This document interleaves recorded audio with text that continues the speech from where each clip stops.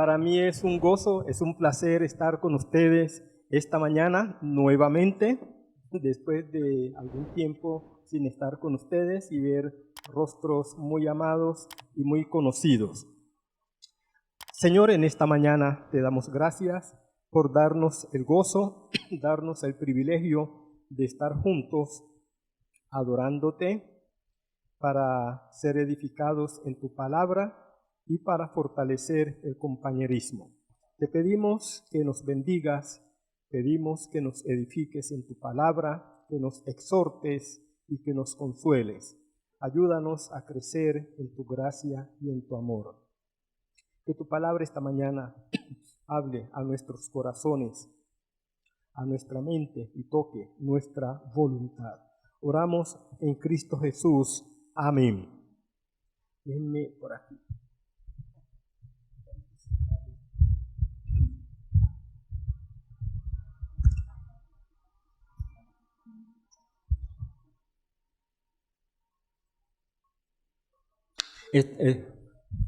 Sí, los niños.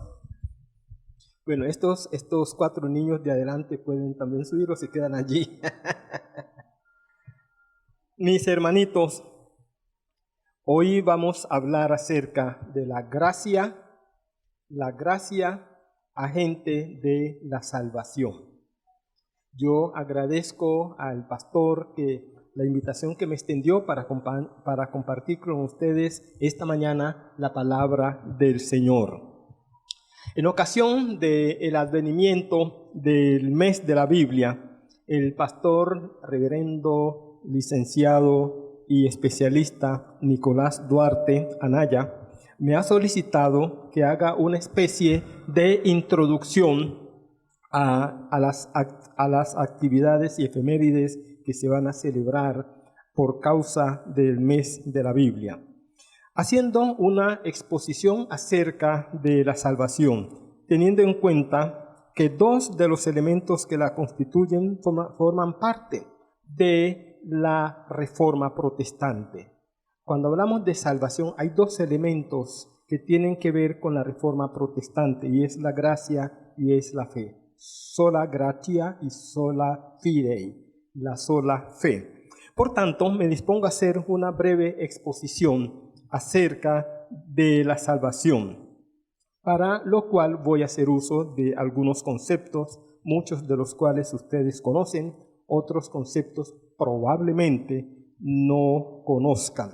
También voy a hacer algo que no me gusta hacer en ninguna predicación, pero me parece que es necesario que esta mañana lo haga. Voy a introducir un pequeño cambio en lo que es mi estilo de predicación, no en el sentido del estilo en cuanto a la forma, sino en cuanto al contenido. Voy a hacer algo que para mí es nuevo y para ustedes será nuevo. Esta mañana vamos a tocar 3 asuntos: el concepto de salvación, gracia y fe. Vamos a mirar brevemente esos 3 conceptos.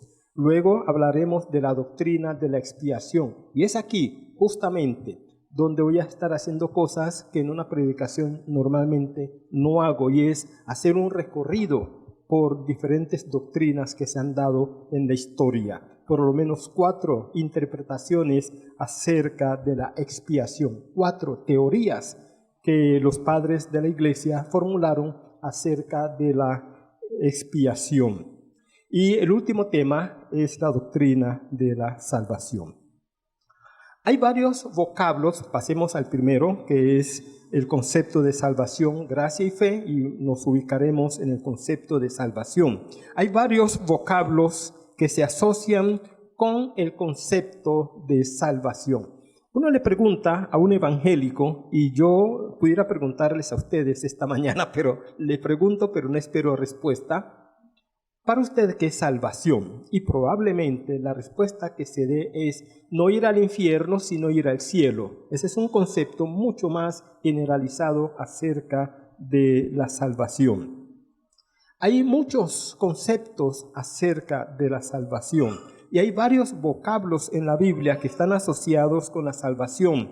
Entre esos vocablos nosotros podemos identificar expiación como un término bíblico asociado a la salvación, sacrificio, que también es otro término asociado a salvación, redención, propiciación, justificación, reconciliación. Son algunos de los vocablos que se utilizan tanto en el Antiguo Testamento, en el idioma hebreo, como en el idioma griego para referirse a la salvación. Respecto a la expiación, en el libro de Levítico leemos lo siguiente: y esto tendréis por estatuto perpetuo. En el mes séptimo, a los 10 días del mes, afligiréis vuestras almas, y ninguna obra haréis, ni el natural ni el extranjero que mora entre vosotros, porque en este día se hará expiación por vosotros, y seréis limpios de todos vuestros pecados delante de Jehová. Día de reposo es para vosotros, y afligiréis vuestras almas. Es estatuto perpetuo para los israelitas, por supuesto. Eso está en Levítico, ese texto está en Levítico capítulo 19, los versículos 29 al 31. La expiación hacía alusión a la limpieza de toda iniquidad, transgresión y pecado que cometía el pueblo de Israel. Tenía que ver con limpieza.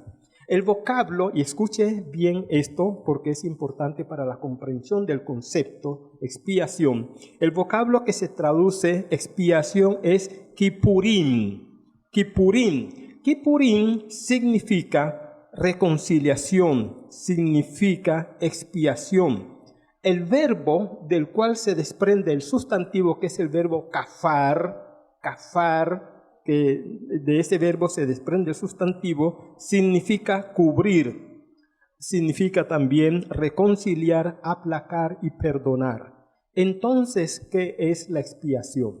Es un sacrificio que se hacía para cubrir los pecados del oferente. El oferente es quien ofrecía el sacrificio.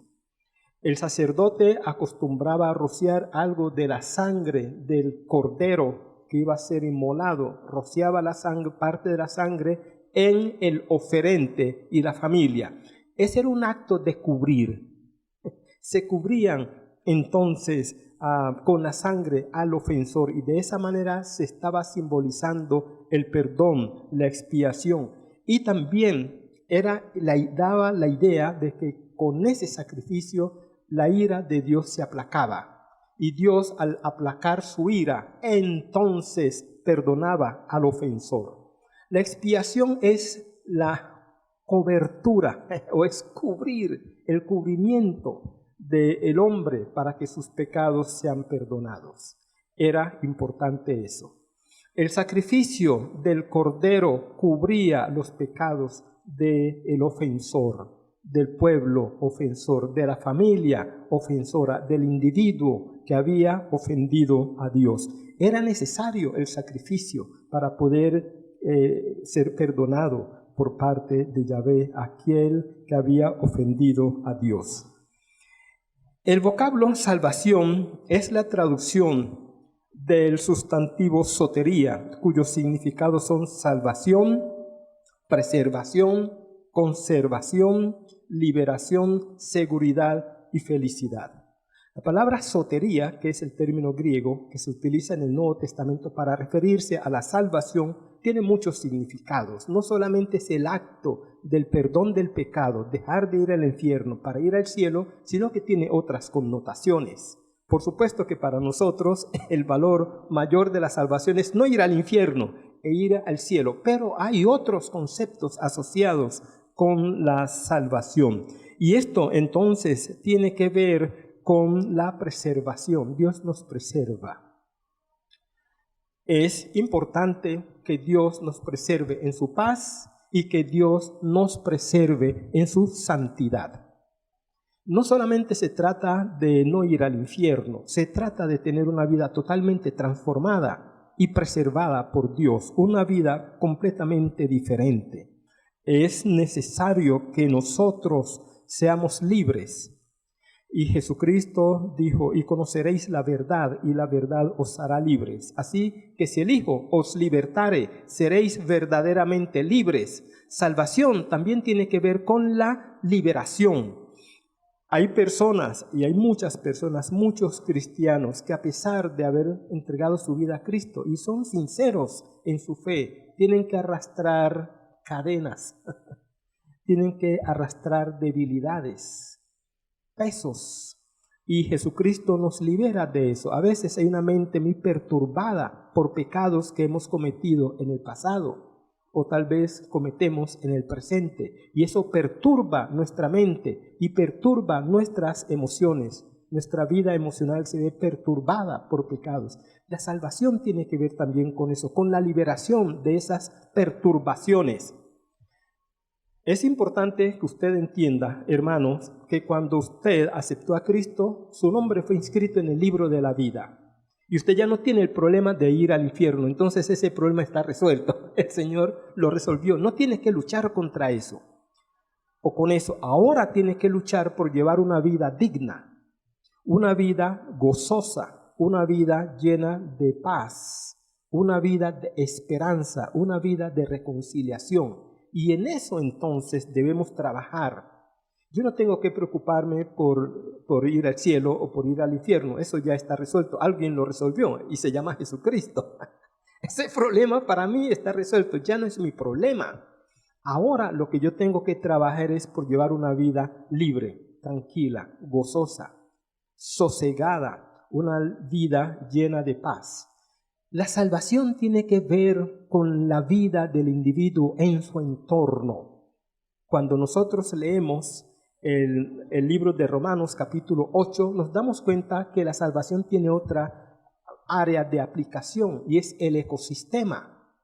Toda la creación está esperando la perfección o el perfeccionamiento de los hijos de Dios para ella ser liberada de la alienación a la cual Dios la sometió por causa de nosotros. Ustedes se acuerdan que cuando Adán pecó, Dios maldijo la tierra.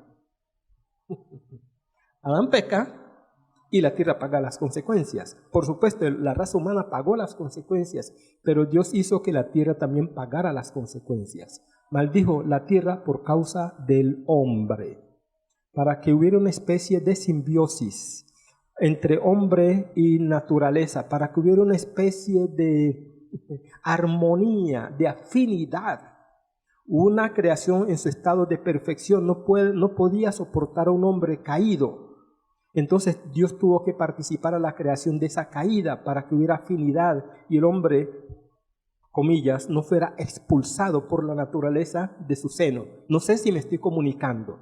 Entonces Pablo dice que la creación espera el día de la redención de nosotros, el día de la consumación de los siglos, el día que nosotros seamos manifestados en nuestra perfección y absoluta santidad, para ella ser liberada de la alienación. Y Isaías habla de la creación del cielo y de la tierra, un nuevo cielo y una nueva tierra. La salvación tiene que ver con eso también. Así que no solamente salvo usted, la salvación implica la comunidad, implica a su familia. Cree en el Señor Jesucristo y serás salvo tú y tu casa. Y la salvación Dios la extiende en la medida en que nosotros vamos avanzando en comunión con Él. Es importante entonces que comprendamos esos asuntos. Un segundo tema dentro de este primer concepto, dentro de este primer punto, es la gracia. Nosotros hoy vivimos en una sociedad que reclama derecho. Todo el mundo reclama derechos, que yo tengo derecho a mi intimidad, yo tengo derecho a mi vida privada, yo tengo derecho a tomar mis propias decisiones, usted está conculcando mi derecho y cuando alguien dice algo que no nos gusta, usted está violando mis derechos y entonces pegamos el grito en el cielo y buscamos las organizaciones de defensoría de los derechos humanos para defender nuestros derechos. El hombre de hoy tiene un imbalance entre derechos y deberes. Tenemos muchos más derechos que deberes. Y todo el mundo piensa que los demás le deben a uno algo. Ustedes me deben respeto, decimos nosotros. Yo merezco respeto. Ese es mi derecho, el derecho a respeto. Y como nosotros vivimos en una sociedad que reclama sus derechos, una sociedad que cree que tiene derecho absolutamente a todo, es una sociedad que no reconoce que existe por gracia. Y el creyente, influido por el humanismo secularista, que cree que todos los demás le deben algo, no reconoce que lo que tiene es por gracia. Miren lo que pasa en el ámbito escolar. Al niño le va muy bien en matemáticas, en todas las materias le va muy bien y saca 5 en la mayoría de las materias, las notas son muy altas. El padre dice, mi hijo es un excelente estudiante. Le va bien porque es un excelente estudiante. Sucede que el muchacho tiene problemas en algunas materias y saca notas muy bajitas o las pierde. Y el padre dice, el profesor se la tiene, perdonen la palabra vulgar, se la tiene montada a mi hijo. Cuando le va bien es porque su hijo es capaz. Cuando le va mal es porque el profesor tiene la culpa. Entonces, estamos en una sociedad que solamente reconoce derechos. No reconoce que recibimos las cosas por gracia. Y por eso hay personas a quienes ustedes les hacen favores y no les dan las gracias. Y si le piden a usted un favor y usted no le da el favor, se enojan con usted. Usted es de mala clase, es una mala persona, porque usted no le hizo el favor. Entiende esa persona que usted está obligado a hacer favores, porque nuestra sociedad ha pensado en eso. Y parte de los grandes males sociales que tenemos es porque reclamamos los derechos. Pero no, y no estoy diciendo que no reclamemos derechos. Entonces espere que termine la frase. El problema es que reclamamos los derechos y no asumimos los deberes. Detrás de cada derecho hay un deber. Si hay 20 derechos, hay 20 deberes asociados con esos derechos. Por tanto, si nosotros estamos reclamando derechos, debemos cumplir también con nuestros deberes. Pero ustedes notan que hay un imbalance. Aquellos que más reclaman sus derechos son los que más violan los derechos de los demás. Eso es parte de la fenomenología sociopolítica que vivimos en Colombia y en América Latina. De manera que el tema de la gracia no es un tema tan popular. Y en las iglesias, hablamos de gracia, pero como un concepto, más no como una práctica. Hay algunos vocablos asociados con gracia en el Nuevo Testamento. Tenemos la palabra charisma, que se traduce don. Charisma es don, pero es un don que procede de Dios. Es un acto, una expresión de la gracia divina, del favor divino. Por ejemplo, si yo tengo el don de la enseñanza o usted tiene el don del canto, etc., el don que usted tiene no fue una cosa que usted se dio. No es que yo cultivé esto, yo tengo esta cualidad porque la cultivé, yo me la creé para mí y la cultivé, lo recibí. Y si lo recibí es por gracia, porque alguien me dio una habilidad. Todos nosotros nacemos con habilidades, tenemos dones naturales. Y cuando nacimos con esas habilidades, ¿quién nos dio la habilidad? Indudablemente fue alguien más allá de nosotros quien nos dio las habilidades. Entonces, charisma es don como expresión de la gracia de Dios. La palabra charito, que es el verbo, significa favorecer grandemente, favorecer a alguien, hacerle un favor a alguien. La palabra harizomai, que también es un verbo, significa conceder, dar y otorgar. Otra vez, una expresión de la gracia. Y la palabra charis, que es la palabra más universal en el Nuevo Testamento para referirse a gracia, tiene que ver con la bondad y la misericordia de Dios. La salvación se da por la gracia de Dios, no porque la merecemos. Por ejemplo, como estamos en una sociedad que defiende los derechos humanos, yo he dicho, la raza humana tiene un derecho inalienable, pero que Dios lo ha violado.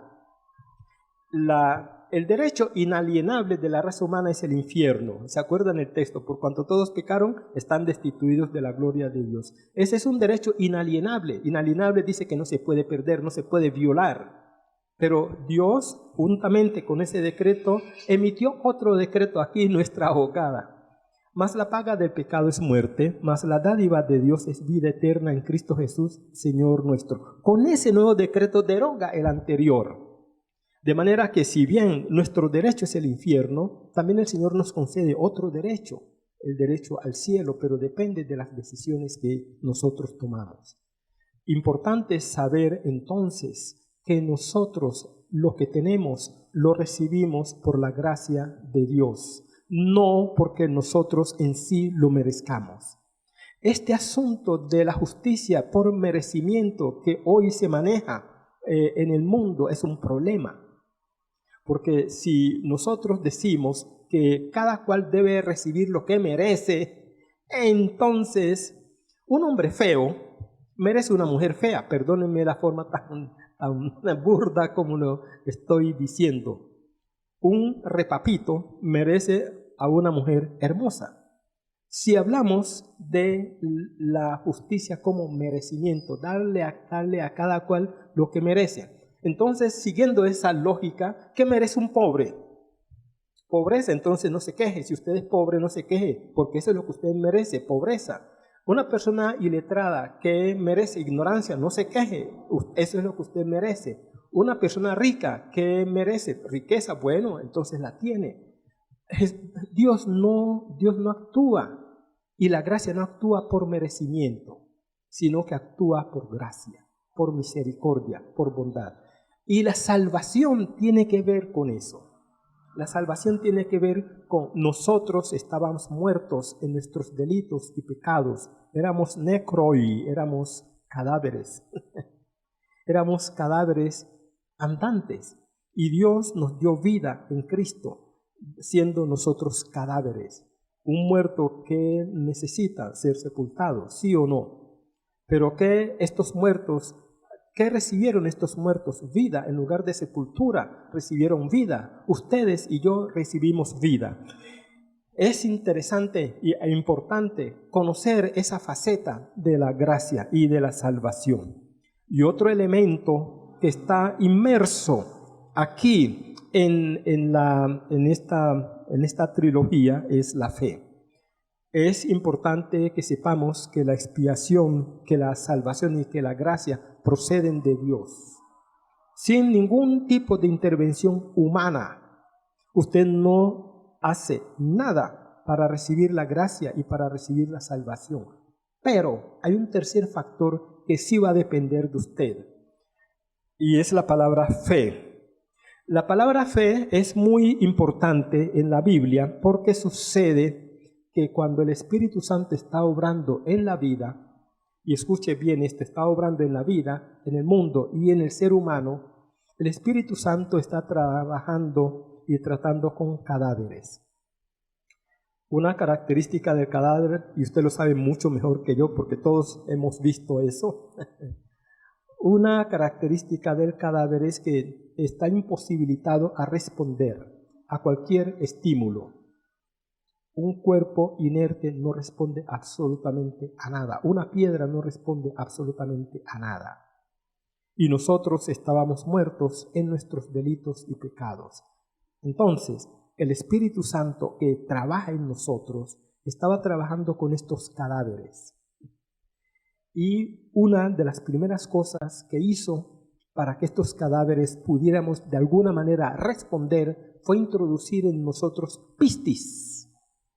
Pistis es fe. Nos dio la capacidad de creer, de manera que nos dio un don natural, la fe. Y nos dio la fe para que pudiéramos responder a los estímulos que el Espíritu Santo nos estaba dando. Y por tanto a Cristo se le acepta por la mediación de la fe. Si usted, o mejor, si un individuo no tiene fe, no puede jamás acercarse a Dios. Y esa fe procede del Espíritu Santo. No es una fe generada por nosotros, es una fe que viene de nosotros, que viene del Espíritu Santo. A mí me ha causado una especie de desazón, de incomodidad, un texto que aparece en Filipenses. Pablo le escribió a los filipenses, porque Dios es el que en vosotros produce así el querer como el hacer por su buena voluntad. Y eso nos mata. ¿Por qué? Porque Pablo está diciendo que cuando a usted le viene una idea a su mente, esa idea alguien se la puso allí. No sale la idea de usted mismo. La idea nació en usted porque alguien la introdujo, sobre todo cuando es algo bueno. Y entonces cuando viene esa idea, sobre todo para servir a alguien o para servir a algo, entonces esa idea surgió en usted porque Dios la puso y luego Dios a usted le concede, le da los medios para que esa idea la ponga en práctica. Supongamos que alguien tenga necesidad y usted se llena de compasión y dice, yo voy a ayudar a esta persona. Alguien dice, mire que el corazón de esa persona es muy bondadoso. La Biblia dice que Dios puso esa compasión y ese deseo en el corazón. Pero si la idea está y no hay los recursos, usted no puede hacer nada. Entonces Dios juntamente con la idea le da los recursos. Me estoy comunicando para que usted ayude. Y entonces desde la perspectiva de la gracia nos mata. Porque mi bondad no es mi bondad. Mi misericordia no es mi misericordia. Es la bondad y la misericordia de Dios y la persona. Nosotros debemos aprender a depender 100% de Dios, porque dependemos 100% de Dios. Todo lo bueno que hay en usted, alguien lo puso en usted, y ese alguien, por supuesto, es el Espíritu Santo. No hay nada bueno en mí, absolutamente nada bueno en mí, que proceda de mí mismo, que yo lo haya engendrado y lo haya dado a luz. Todo lo bueno que hay en mí, alguien lo puso, y lo desarrolló, y lo ejecutó. Bueno, no sé, mi hermano Nicolás, cuántos minutos me faltan. Eso en cuanto a estos conceptos de salvación, de gracia y de fe. La fe es necesaria y les voy a ilustrar con lo siguiente. Yo tengo mucha sed y alguien extiende su mano y me da esta botella para que yo beba. Pero yo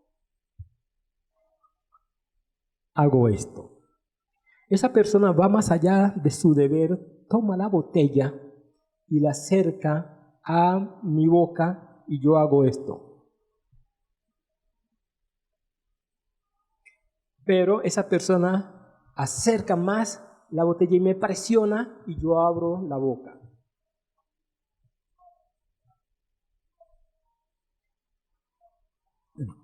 Tengo que tomar el agua.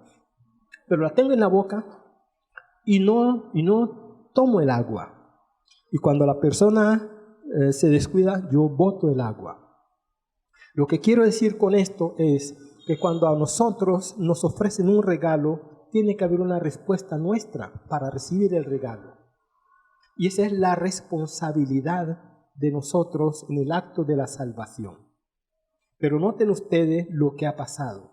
El Espíritu Santo es quien me da la fe para que yo extienda la mano, tome la botella, la destape, abra la boca, tome el sorbo y yo tome el agua entre en mi vientre.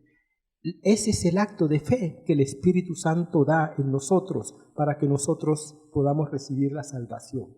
Si usted lo analiza detenidamente, se da cuenta que toda la salvación depende de Dios. Absolutamente de Dios. Aún la fe como respuesta a la salvación, la fe que usted tiene como respuesta a la salvación procede de Dios. Por eso la sola fide y la sola gratia. La sola gracia y la sola fe. Yo voy a tener que pasar la doctrina de la expiación y quedarme con el tercer punto, la doctrina de la salvación. La Iglesia de Jesucristo ha recibido la misión de proclamar el mensaje de la reconciliación. Nosotros hemos sido vocacionados para ser reconciliadores. Cuando nosotros miramos el proceso de salvación en la Biblia y también en la historia, nos damos cuenta que la salvación o que la iglesia está muy inmersa en la salvación. Y hay algo muy curioso en la Escritura, y es que Dios por sí mismo, escuche esto, Dios por sí mismo no evangeliza absolutamente a nadie. No ha habido un caso en la Escritura en donde Dios haya evangelizado a una persona. Usted va a encontrar el caso de Pablo. Pablo iba a Damasco y entonces él iba en el camino y escucha la voz de Jesús que le dice: Saulo, Saulo, ¿por qué me persigues? Y le pregunta: ¿y quién eres tú para que yo te persiga? Yo soy Jesús a quien persigues. Luego el rayo de luz lo deja ciego y Pablo está allí aturdido y entonces se le dice: ve, entra a la ciudad que allí alguien te dirá lo que debes hacer. Y entonces viene, creo que es Ananías, que viene donde Pablo y lo evangeliza. Y Pablo acepta a Jesús. ¿Se acuerdan el episodio de Hechos capítulo 10? Hechos capítulo 10 de Cornelio y Pedro. Cornelio era un verdadero evangélico.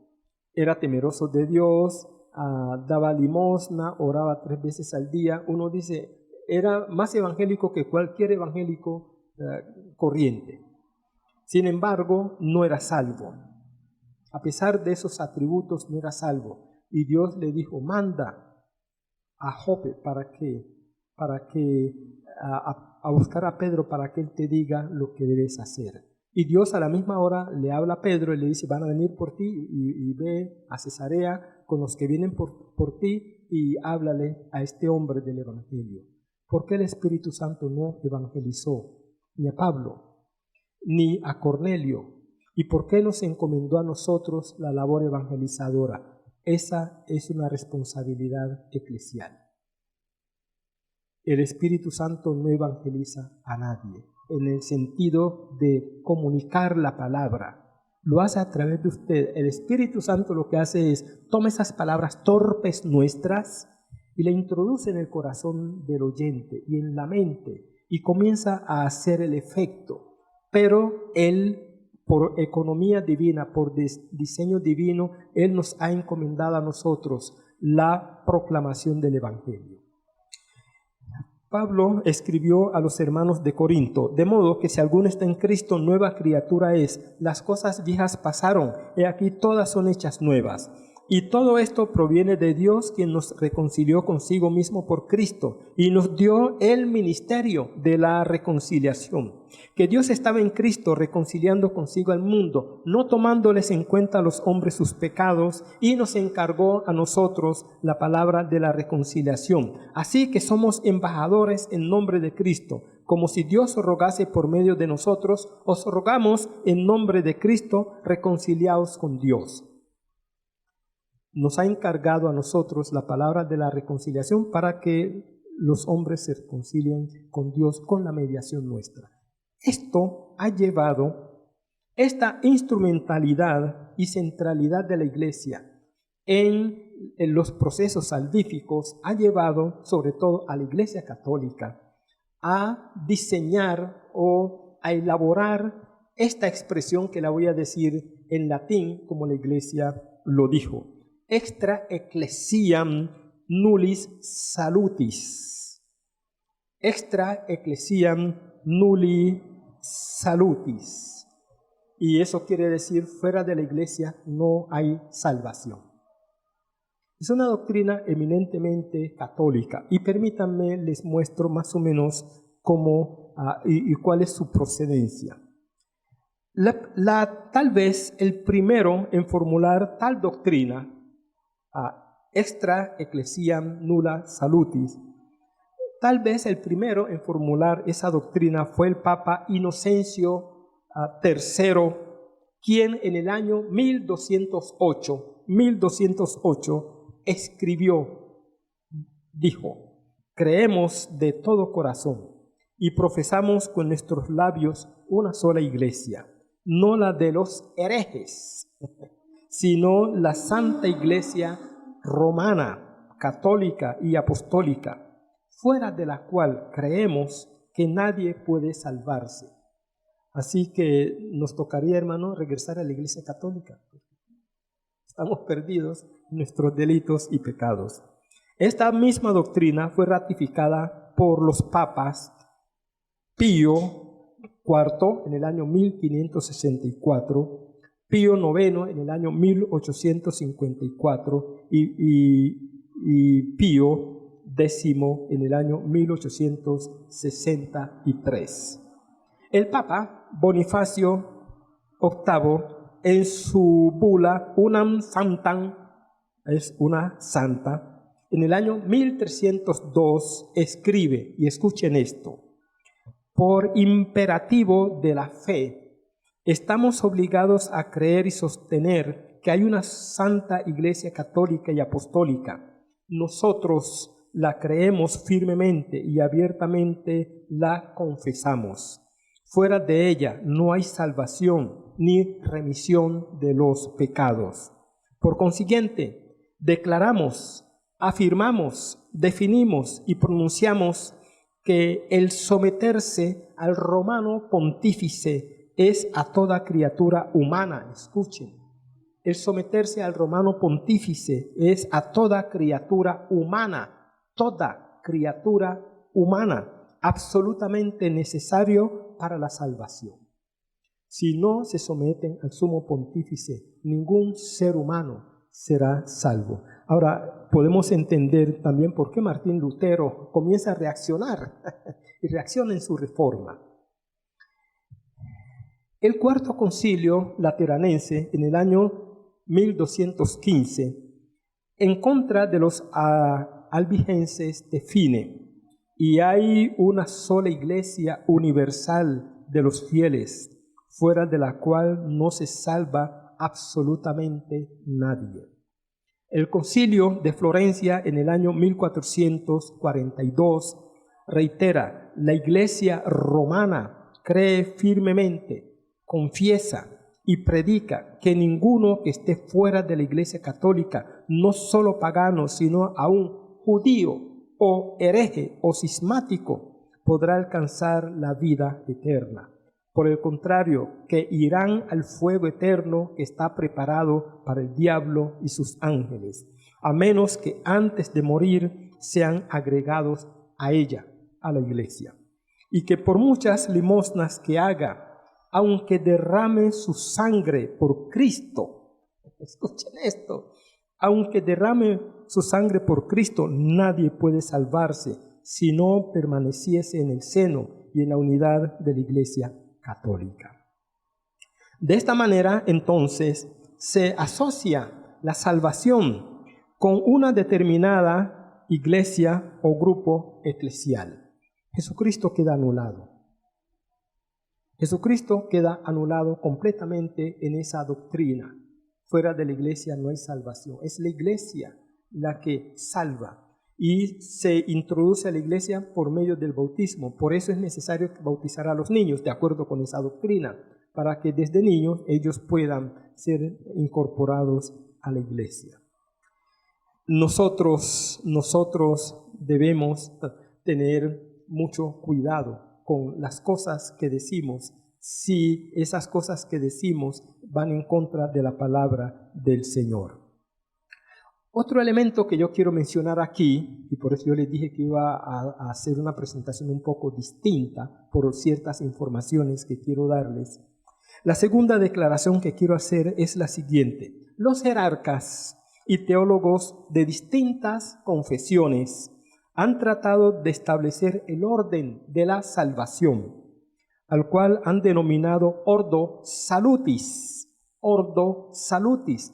Salutis o salus tiene que ver con salvación y ordo tiene que ver con orden. Entonces, Ordo Salutis es el orden de la salvación. habla de una manera de organizar todos los eventos de la redención en el orden consecutivo en que aparecen en la vida de un individuo, como se revela en la Biblia. Cuando se une a Cristo por el Espíritu Santo esa persona. Parece que esa frase la introdujo el Ordo Salutis. Esa frase la introdujo un luterano, Jacob Karpov, en el año 1737. Si bien el concepto venía desde mucho antes, siglos antes, el concepto existía más, no el término, en la cuña el término Ordo Salutis. Eso quiere decir, cuando un individuo está frente a Dios, ¿cuál es el orden de la salvación? ¿Cuáles son los pasos ordenados que debe dar la persona para ser salvo? Eso es lo que significa Ordo Salutis, esos pasos que se deben dar para ser salvos. Las etapas del Ordo Salutis en la Iglesia Católica están marcadas por sus sacramentos. Ustedes saben que los sacramentos son muy importantes en la Iglesia Católica. Entonces, parte de ese orden es el bautismo, en el cual el alma se regenera, según la doctrina católica. Luego viene la confirmación, primer orden, el bautismo. Segundo, la confirmación, en la cual las personas bautizadas reciben el don del Espíritu Santo. El tercer orden, la Eucaristía, en donde participan de la sangre y cuerpo mismo de Cristo en la hostia transustanciada. Esa es una terminología que no tengo tiempo aquí de explicarla ahora. En cuarto lugar, el cuarto lugar es la penitencia, por la que los beneficios de la muerte de Cristo se aplican a los que han caído y después del bautismo. Y luego el último es la extrema unción, la que prepara al recipiente, al sujeto para la muerte. La extrema unción la aplican en las personas moribundas para prepararlos a morir y lo limpia de los pecados que le quedan. En ese orden, Ordo Salutis católico, no aparece arrepentimiento ni conversión. No aparece ni arrepentimiento ni conversión. Entonces no es necesario arrepentirse, no es necesario convertirse, sino bautizarse y pertenecer a la iglesia. Están mirando el problema. Y están mirando personas irredentas que pretenden ir al cielo porque pertenecen a una determinada iglesia. Calvino agrupó las ideas del orden de salvación en una forma sistemática, tratando primero la fe. Entonces Calvino dice, lo primero es la fe. Luego el arrepentimiento. Uno debe tener fe y después entonces el arrepentimiento como regeneración y conversión que comprende la vida total del cristiano. Entonces, hay fe, hay arrepentimiento, la regeneración, la conversión, y luego viene la justificación que viene de parte de Dios, y finalmente un asunto que nosotros los evangélicos no calvinistas no utilizamos, es la elección. Pero por lo menos Calvino introduce allí la fe y el arrepentimiento. En la Iglesia Católica eso queda desaparecido. ¿Por qué? Porque no es cuestión del individuo, es cuestión del individuo inmerso en su iglesia. Una vez que pertenece a la iglesia, ¿y cuál es el procedimiento para pertenecer a la iglesia? Hacerse bautizar. Una vez que usted se bautiza en la fe católica, usted pertenece a la iglesia y todos sus problemas quedan resueltos, porque ya la iglesia se encarga de los demás. Usted peca, se confiesa y listo. Le dan la absolución, usted comulga y listo. O está moribundo, viene el sacerdote, le da la extrema unción, lo confiesa y le da la Eucaristía y la persona queda lista para ir al cielo, de acuerdo con la Iglesia Católica. El arrepentimiento no es importante allí. En la Biblia el arrepentimiento es muy importante. Y mi hermano Nicolás, ¿dónde está? ¿Cuántos minutos me quedan? Bueno, entonces voy a decirles, el hombre es salvo por gracia. El hombre es salvo por gracia. Por gracia sois salvos por medio de la fe. Y esto no de vosotros, pues es don de Dios, no por obras para que nadie se gloríe. Y escuche bien, escúcheme muy bien, y con esto, por cuestión de tiempo, termino sin haber terminado mi sermón. Usted no es salvo por obras. Y yo voy a decir algo aquí, lo voy a decir con mucho temor y temblor, porque espero no comunicarlo de manera equivocada. El hombre no se condena porque peque. Y el hombre no se salva porque deje de pecar. Jesucristo dijo, en esto consiste la condenación, que la luz vino al mundo y los hombres despreciaron la luz y amaron más las tinieblas porque sus obras eran malas.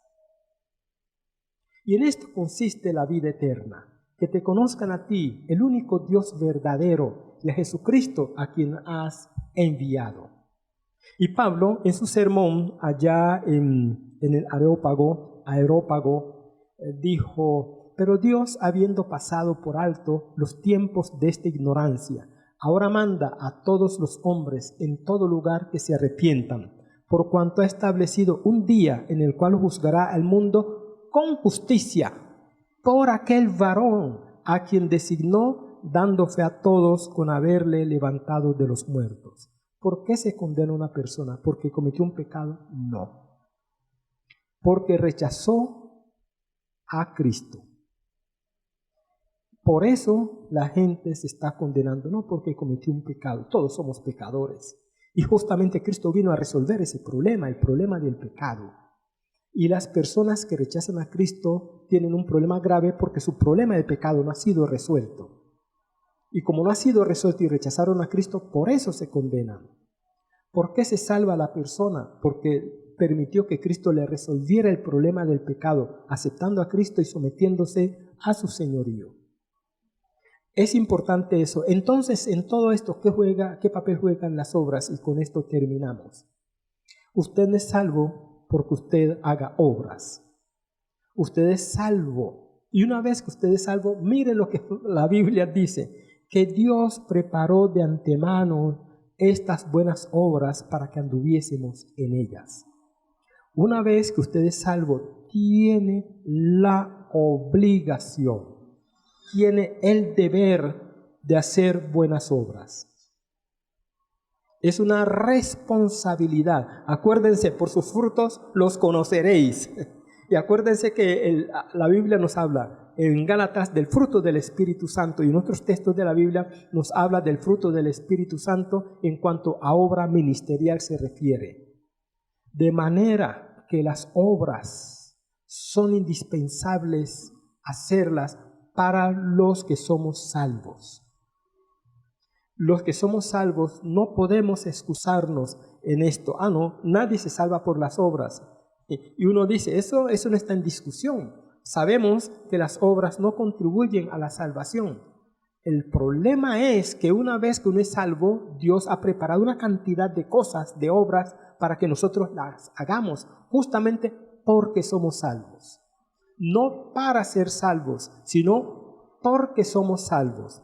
Un ejemplo de ello es, usted tiene su hijo y su hijo hace una preinscripción e inscripción en la universidad, le dan todos los documentos, el niño llena todos los documentos, usted va, lo acompaña, se firman los documentos, los papeles y se asienta la matrícula y usted como acudiente de pronto firma y listo, usted ya es estudiante de esa universidad. Es a partir de ese momento cuando usted tiene que observar todos los estatutos, los reglamentos, todos los reglamentos de la universidad. Antes no, porque antes usted no pertenece a la universidad. Uno toma esta analogía para decir que a partir de haber aceptado a Cristo tenemos la responsabilidad de obedecerlo en todo. Y una de esas cosas es hacer las obras que Él nos ha encomendado. Hermanitos, por gracia sois salvos, por medio de la fe. Por gracia de Dios, con la mediación de la fe como respuesta. Y esto no de vosotros, pues es don de Dios, y no por obras para que nadie se gloríe. Que Dios los bendiga y feliz día, hermanitos. Y adórale.